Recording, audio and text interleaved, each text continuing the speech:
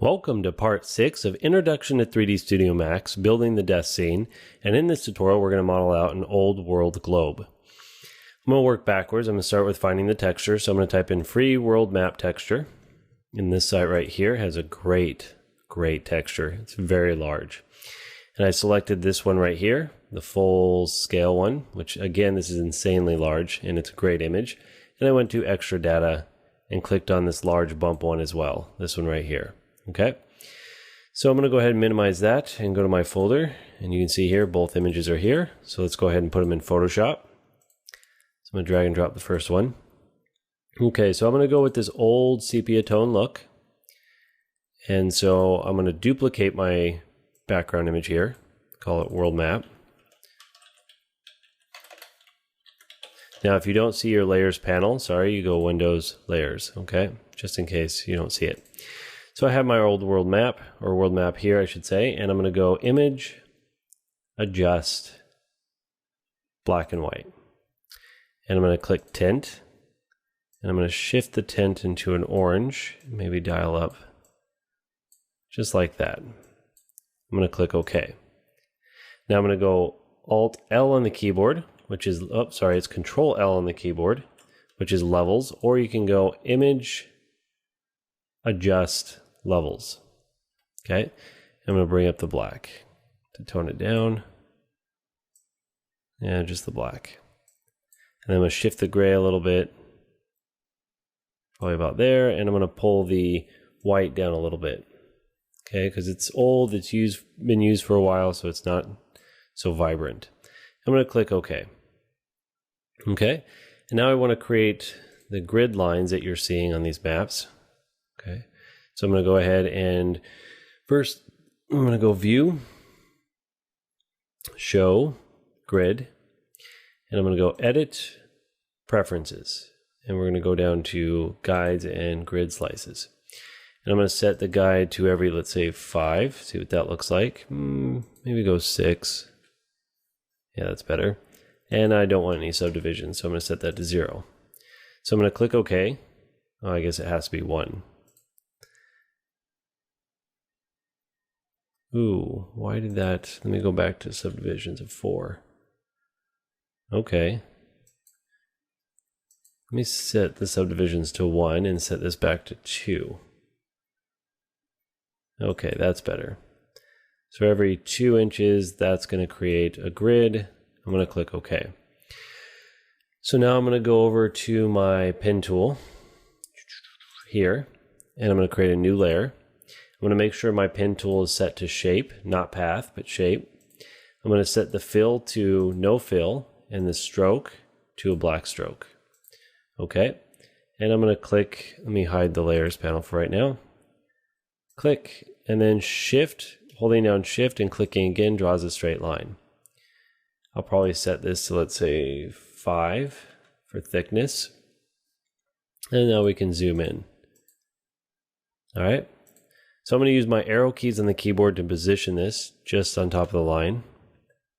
Something like that. And I'm going to go Window, actually View, make sure Snap is checked and Snap to Grid. Okay. So now when we move this guy around, it will always snap to a grid point. So I'm going to go Layers, and I'm going to duplicate this layer, Control J on the keyboard, or drag and drop it to this icon here. And I'm going to hit so I can move it, and if I try moving this, I'll accidentally select something else. Let's go ahead and lock that layer actually. So this is the layer I want to move. I'm going to hit Control T on the keyboard, and now I can move it fairly easy. I'm going to hold down Shift and drag it down until it snaps to this line, and Enter. And I'm going to do the same thing, Control J, Control T, drag it down until it snaps, Enter, Control J, Control T. Now Control T is found up, Edit, Free Transform right here. Almost forgot to mention that. That's what Control T does. So, whoops. Control T, drag it straight down. Enter, Control J, Control T, drag it straight down. Enter, and so on and so forth. And that looks like I went too far, so I'm going to use my arrow tools to move it up. And Control J, Control T, Drag it down, holding Shift, Enter. One more time. Control J, Control T. There we go. Enter. Okay, so I'm going to collapse. First, I'm going to convert all these to a rasterized image. So I'm going to select all of them, right click, say rasterize layers, and I'm going to hit Control E on the keyboard, or you can come up to this icon here and say merge layers. Does the same thing. So now they're all one layer.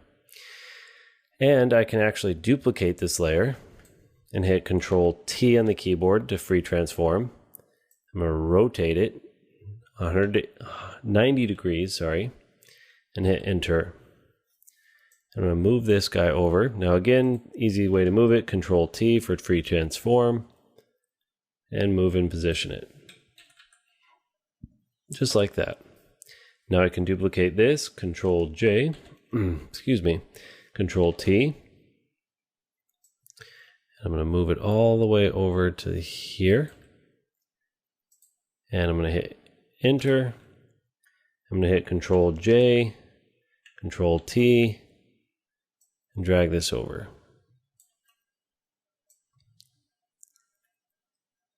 Just like that. Enter. Now I'm going to go to my my layers panel. Oops. Layers. Let me minimize my paintbrush. Okay, that looks all good. So I'm going to go ahead and select all of them, hit Control E to combine them. Again, that is the merge option, Control E. So I'm going to go View, turn off Show Extras Grid. So now I can focus just on my lines. Looks good. Let's go ahead, zoom in here. Looks like I had doubled up a line. Made it a little thick at one point in time, but I'm not going to worry about that. You can go ahead and undo yours. You can see here my computer is lagging with this file. So let me go ahead and go back to full frame. I'm going to zoom out a little bit actually. So I could go through and undo and fix it and reduplicate up, but I'm not going to worry about that. It's good enough for right now. I'm going to go ahead and decrease the opacity of this layer so it sinks in a little bit. It's not so harsh. And I think that's good. So I'm going to go ahead and hit File, Save. And I am going to save it as a Photoshop document first. So we're going to call this Earth Texture. That's fine. Click Save. Click OK. Now I'm going to go ahead and go File, Save As, and save it as a PNG or JPEG or Targa, whichever you prefer. Let's say PNG, and I'll call this Earth Texture. That's fine. Save. Click OK. All right, I'm going to go ahead and close out of Photoshop. Is there anything I need to do to the black and white texture? Not right now. I might apply the same grid to the black and white texture, but for right now, I'll leave it. And so let's minimize. Actually, I'm just going to close Photoshop for now. Okay, so I'm going to keep everything in my scene since I didn't get any dimensions for this object. So I need my scene to help me eyeball how big I need to create the sphere. So I'm going to click on sphere. I'm going to click and drag. Okay. And I'm going to go to my move tool and my modify panel. I'm going to decrease the radius because I want something that's going to not eat up too much space, but look like it's something that you'd buy in the old days, a big desk globe. It's probably something like that. All right. So I'm just going to give it an even number of 7 inches. And segment wise, I'm going to set this to 64. Yeah, that's much better. Okay. And for right now, I'm going to move it. Now that I have the scale set up, I'm going to go ahead and move it out of the shot, right click, select everything else, right click and say hide selection. Go to my object and set the XYZ to 0, 0, and 0. Okay. Call this globe. And let's go ahead and add it the UVW map. Let's go to our materials. Go find a blank material. So let's say this one. Call this world. And I'll go ahead and set the diffuse slot, maps, bitmap, desktop, let's see here, not desktop. I want to go to work 2, trap CG. Let's see here, tutorials, 3D Studio Max. Sorry, I spaced out for a sec. And this option right here. Click open. I'm going to go to the top of the stack, turn it on, and I'm going to go ahead and hit apply. All right, so I'm going to set my UV map to sphere, and voila. There is our world globe. And I grabbed the wrong one. Whoops. So let's go back into this material, click this icon right here, and it's this one I want, open. There we go. Okay, sorry, my antivirus software popped up. Okay, so that's looking good. I can click render real quick to see how it looks. Not too shabby. Let's continue moving forward. So we need to create, let's see, the outer part here. And what else? The stand, of course, the neck. I'm just trying to figure out which one I would like the most. Let's start with the outer ring, since it's pretty much the same on all these. Okay, so there's many ways to do this. Let's go ahead and save this first. Let's close the material browser, go over to the create panel and click on tube. I'm going to go into left viewport, L on the keyboard, and I'm going to click and drag. Drag again, click and click. Okay, so I'm going to go into perspective view, P on the keyboard. Okay, let's go to modify panel and let's start playing with these settings. So this piece that we're creating, let me go to my reference image, is this right here. So let's go with, let's see, the diameter or the radius of this was, oops, sphere, 0.7, or sorry, 7 inches. So let's take this object and do a radius of 8. And that's still too much. So let's say 7.5. That's better. And the second radius, let's go 8 inches. And let's actually go 8.5 maybe. Yeah. And the height, if I zoom out here, let's decrease the height to probably something like 0.7. Okay, now it isn't exactly centered on the sphere. We'll fix that here in a sec. Actually, we'll fix it right now. So let's go ahead and go to Effect Pivot Point and Effect Pivot Only. Okay, so that activates the pivot point of the object. And I'm going to go ahead and say Center to Object. I'm going to turn off Effect Pivot Point. I'm going to set the XYZ to 0, 0, 0. Okay, there we have it. So let's go back to the Modify panel and increase the size to 64. And voila. Okay, so we only need half of this. So let's go ahead and activate Slice. And let's dial down the slice. Whoops, yeah, there we go. 180. Voila. Okay, we'll have to go a little bit more than that, but we'll start for there. So now I'm going to go to the Create panel and do Cylinder. I'm going to go to my top view, T on the keyboard, zoom in, and click and drag. Probably something like that, drag it up. Let's go to my perspective view, P on the keyboard. Go to my Move Tools, set the XYZ to 0, 0, and move it straight up to where the base is right here.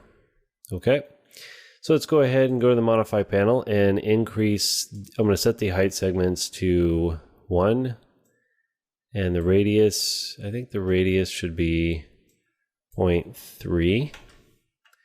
That is way too thick, so let's say 2.5 or 0.25. Yep, much better. And let's go ahead and increase the height. Again, we're creating the pin that goes into the globe. That's looking good. So let's go ahead.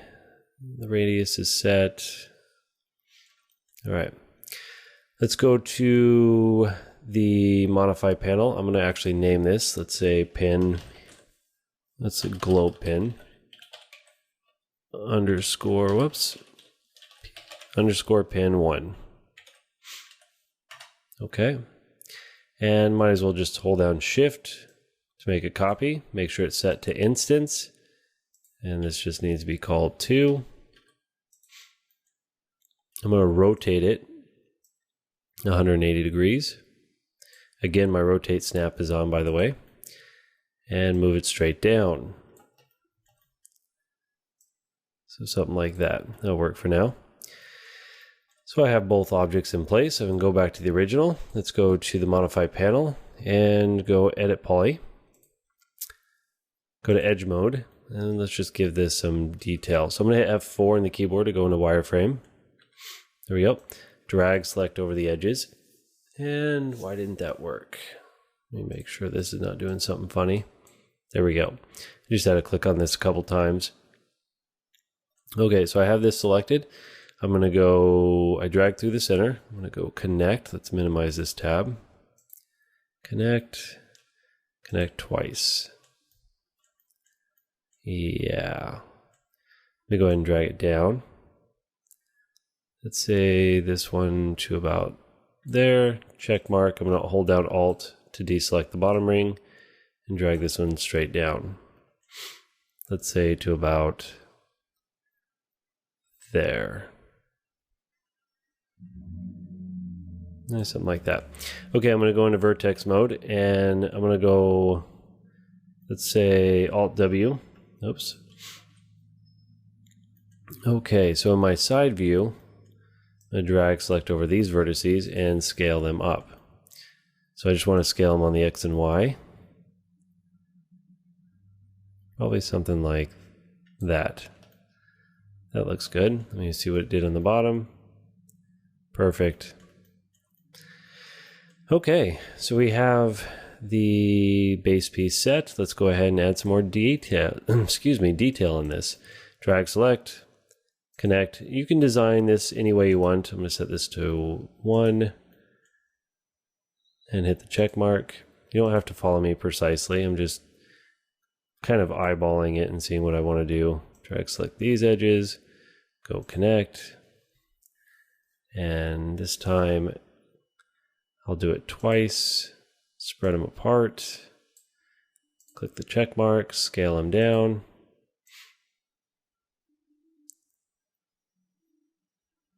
Maybe something like that. I'm going to control click the vertices, so that way I can scale apart the vertices like that. That's probably good. Go to edge mode, since I have a nice sharp edge here now. Select loop. Do the same thing with this edge here. Loop. And go chamfer. Set the value to 0. Click it up once. That's too much. Let's go 0.07. That's good. Check mark. Okay. Come back up to the top. I'm going to drag select over these edges. Go connect. This time I'm going to set it to once. No slide. Check mark. And move this one up. Say to about there. And let's go connect again. Connect. Check mark. Slide it down. Now I'm going to go to vertex mode. Drag select over these top vertices. I'm going to go to my scale tool. And in my top viewport, I'm only going to roll over the X and Y here and scale it down.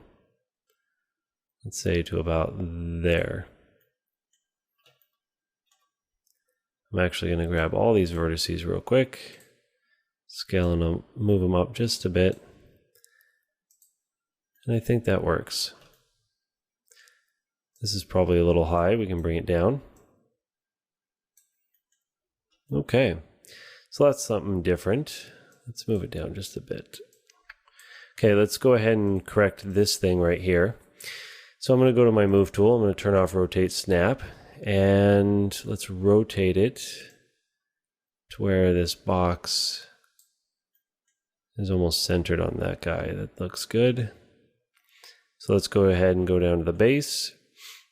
And this time we want to play with the, actually it's not good. It's not far enough. Now that I'm looking at it, So let's go ahead and rotate this again. I'm watching this viewport, but I'm rotating in my front. Let me zoom in. Why does it seem like it's rotate snapping? Let me zoom way in. Still rotate snapping. Okay, let me try manually rotating it. Oops, wrong one. Control Z. Wrong one, Control Z. There we go. That's much better. Okay, so let's go down to the bottom. I guess I wouldn't have to be so picky, but I've got OCD, I think. So let's just go ahead to about there. Voila. So now that's covered the way I want it to. Let's go ahead and add an edit. Oh, before I do, let's decrease the height segments. Let's add an edit poly modifier. Give it a little bit more detail and interest. So I can go into, let's say, this vertex here and this vertex here. And let's just move them out a little bit. Maybe something like that. And then let's go to Polygon mode. And I'm going to select, I'm going to go to selection tool first. And I'm going to drag select, making sure I do not have ignore back facing over these two polygons. Well, let me start at the top actually. Let me start about here. So I'm going to go, whoops, I'm going to skip 2 and select 2. Just like that. And like I said, you guys should be able to start playing by this point. We're so far into, we're so far into this series now. Everything I do now is just kind of like, oh, showing you different ideas.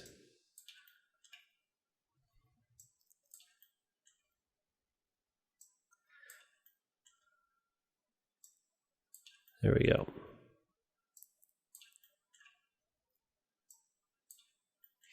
Okay, so I'm going to go ahead and go inset. Let's dial it up a couple.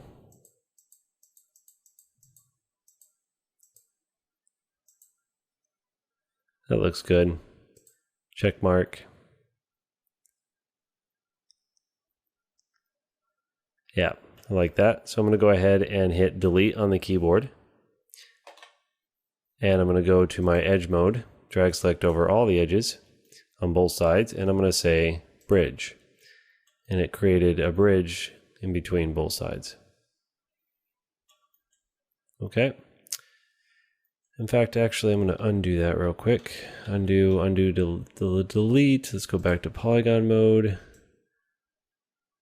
Let's play with the scale option a little bit more. It's too much.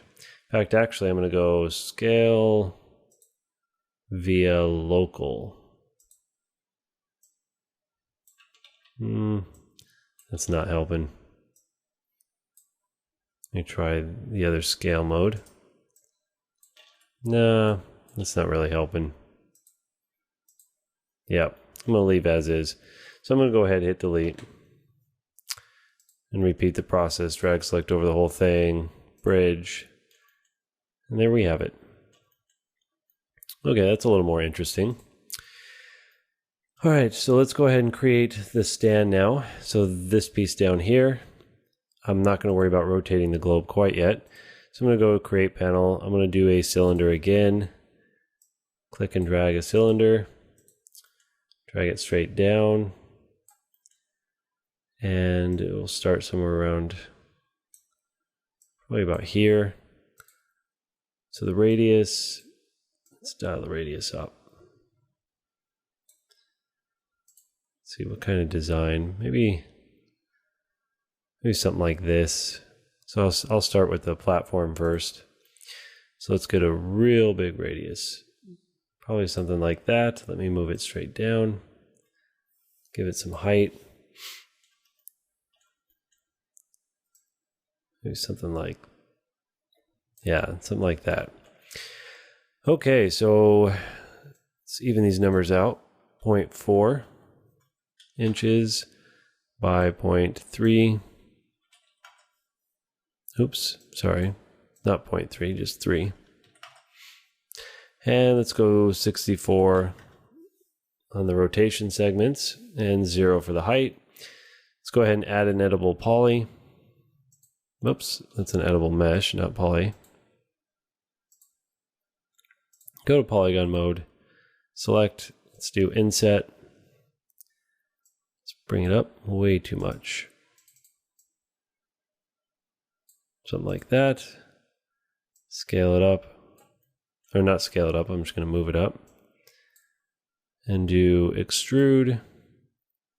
Dial it up a little bit. I'll do extrude again. Hit the check mark, I'll manually move it up.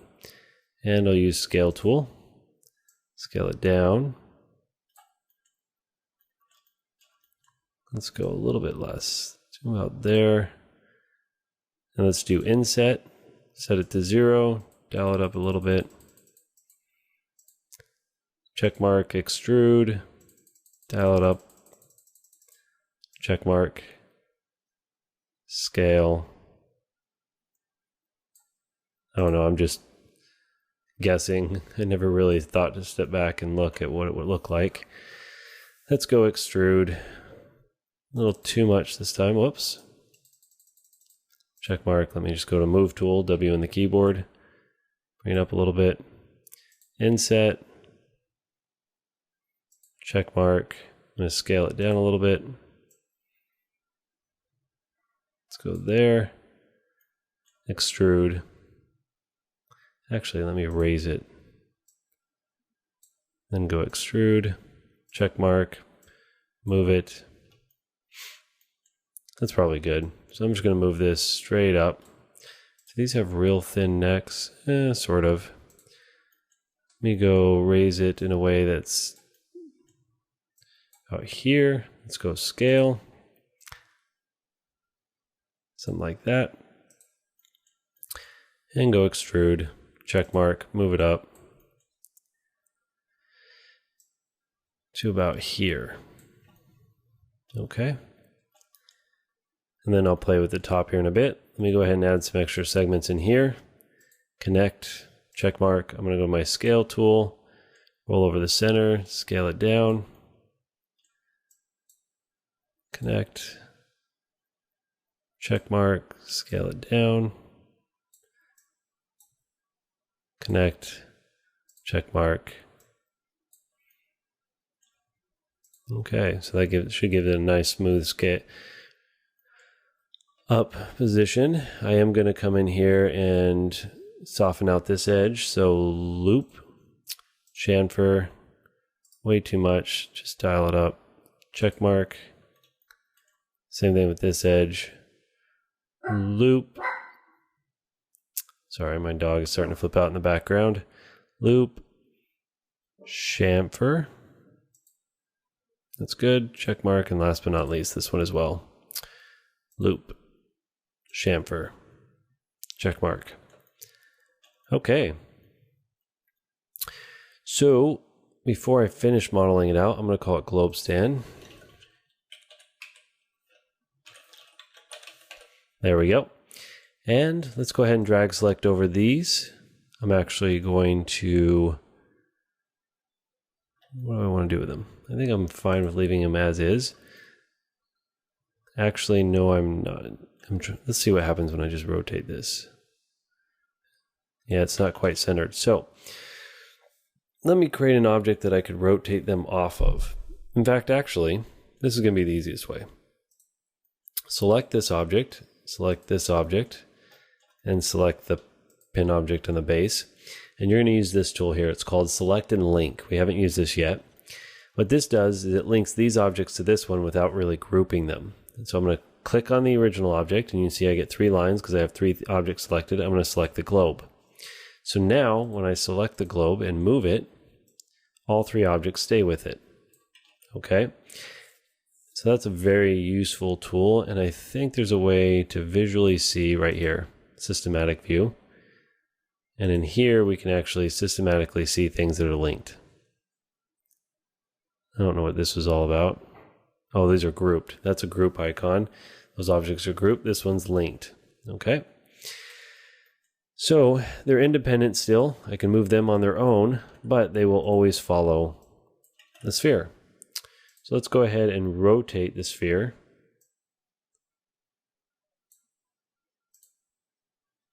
It's not too much. That's probably about right. In fact, I'm going to undo that to make sure I rotate a specific angle. So maybe something like that. Okay. Go back to here. Take a look at this section. All right. So a few more modeling pieces. I'm actually going to maybe rotate it this one more time. Nope, too far. I'm going to turn off rotate snap. Let's go about there. So now when I come to this, go to edge mode. Excuse me. Wow. Select these edges. I'm going to go connect. Oh, let me hit cancel. So these edges are selected, and let's go connect. Is that connecting them? What is going on?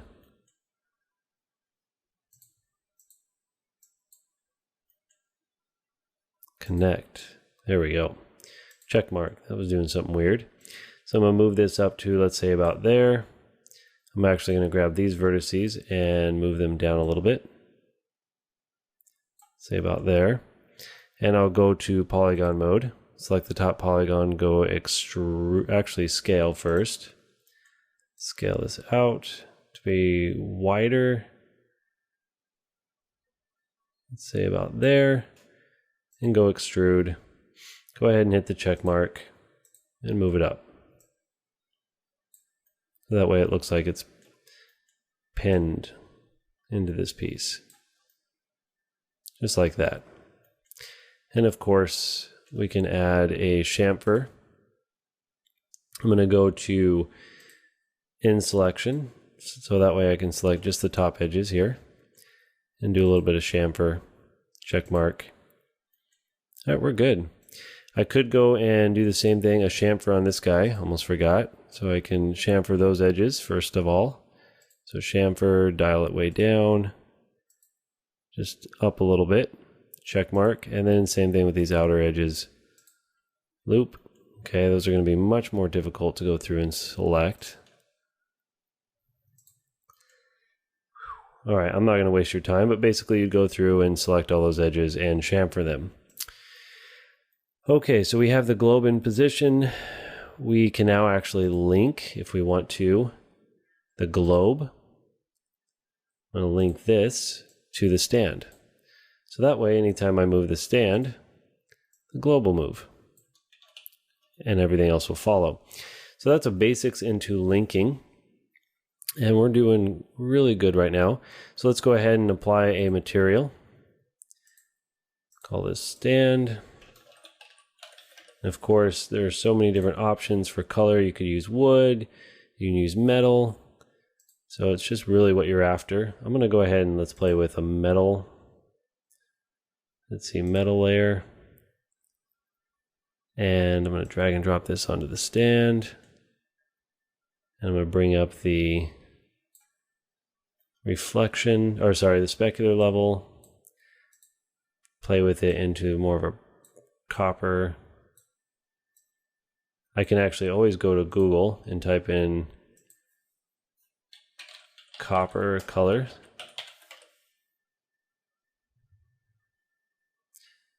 And I can do copper color code.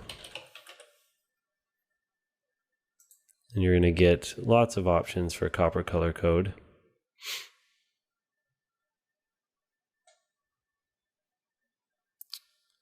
Why is this fighting me? Let me go back.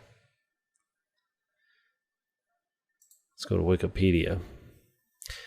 Okay, so you can see here there's lots of options. Let's go with this copper reddish tone. So the hex color here, this is what I want. I'm going to copy that, Control C, come over to here. Oh, I don't have a hex color in Max. Whoops, sorry. So I'm going to have to use let's do RGB. So RGB for this is red, green, blue is 203, 109, 81. 203, 89. Whoops, was it? No, 109, 81. 203, 109, 81. I don't really like that color tone, so I'm going to bring it up. Something like that. Click OK. I'll click render just to see what it looks like. It's kind of cool. This other piece, let's see here. It's probably going to be the same tone, really. So let's just drag and drop this to here and render. And of course, I could play with how this is looking for the specular to create different effects. But I'm good for that with that right now. And the other pieces, I'm just going to do silver. So let me just scroll down. Let's go to here. Might as well play with another metal. Drag and drop it to there. Drag and drop it to here.